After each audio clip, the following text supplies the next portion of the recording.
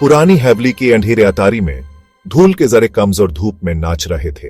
Samantha खांसी और हवा साफ करने के लिए अपना हाथ हिलाने लगी। सारी जगह पुरानी सड़ी हुई चीजों की स्मेल थी, एकदम घुटन भरी स्मेल।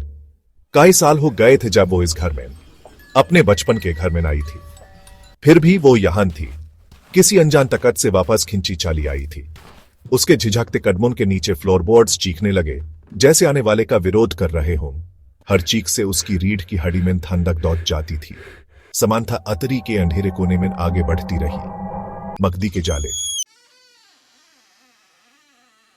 दरवाजे का हैंडल उसके हाथ के नीचे ठंडा था, अजीब स्मूथ पॉलिश्ड हड्डी जैसा। वो एक हल्की क्लिक के साथ घूमी, आवाज अतारी की खामोशी में अजीब तरह से तेज गूंजी। दरवाजा खुदखुदाता हुआ खुला। अंदर इतना अंधेरा था कि लग रहा था जैसे उसका अपना टेक्सचर हो। समांथा झिझकी, उसका दिल जोर से धड़क रहा था। दरवाजे से एक ठंडी हवा का झोंका आया, जिसे उसकी बाहों पर रोंगटे खड़े हो गए। गहरी सांस लेते हुए उसने अपना फोन निकाला। उसकी स्क्रीन की रोशनी बढ़ते अंधेरे के खिलाफ एक कमजोर सी रक्षा थी। जैसे ही वो दरवाजे के पार गई, हवा और ठंडी हो गई। अतारी की सड़ी हुई स्मेल की जगह कुछ और आ गई, एक चिपचिपा मेटालिक स्मेल। फोन उसके हाथ से फिसलकर जमीन पर गिर गया जब वो हाफने लगी। समांथा वहीं जाम गई, उसकी सांस अटक गई।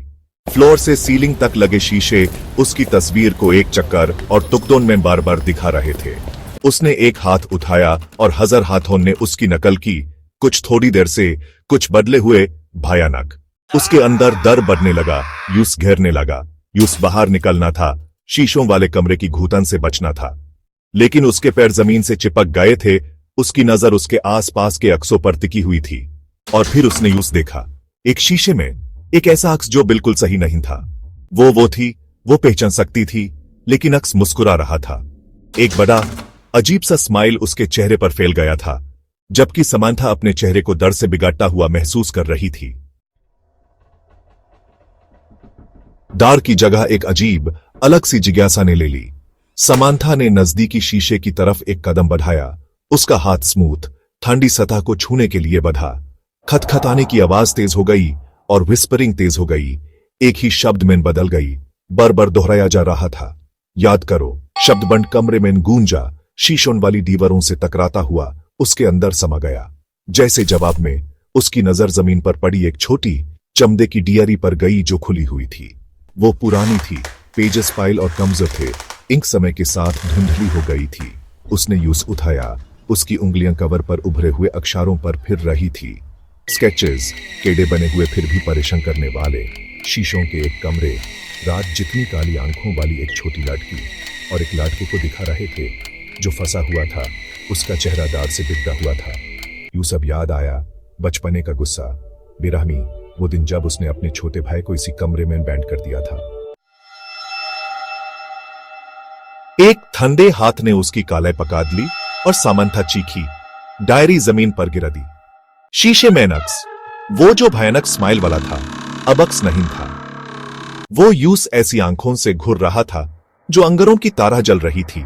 उसकी पकाद उसकी बाह पर कास रही थी। यूस याद है, बिहेन, अक्स फसाता हुआ बोला। उसकी आवाज एक खुरदुरी आवाज थी जो उसके दिमाग में घुसती हुई लग रही थी।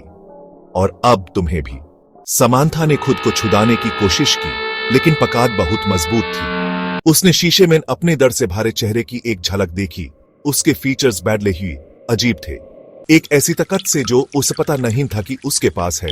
अक्स ने उसे आगे खींचा, ठंडा शीशा उसके स्पर्श से हिल गया। समांथा चीखी, दाढ़ और निराशा की एक आड़ी आवाज। जब यूस घसीटा जा रहा था, संघर्ष कर रही थी शीशे की गहराई में। खामोशी में एक बिगड़ा हुआ स्माइल एक शीशे में टिका रहा। सतह के नीचे छुपी अंधेरे की एक ठंडी याद।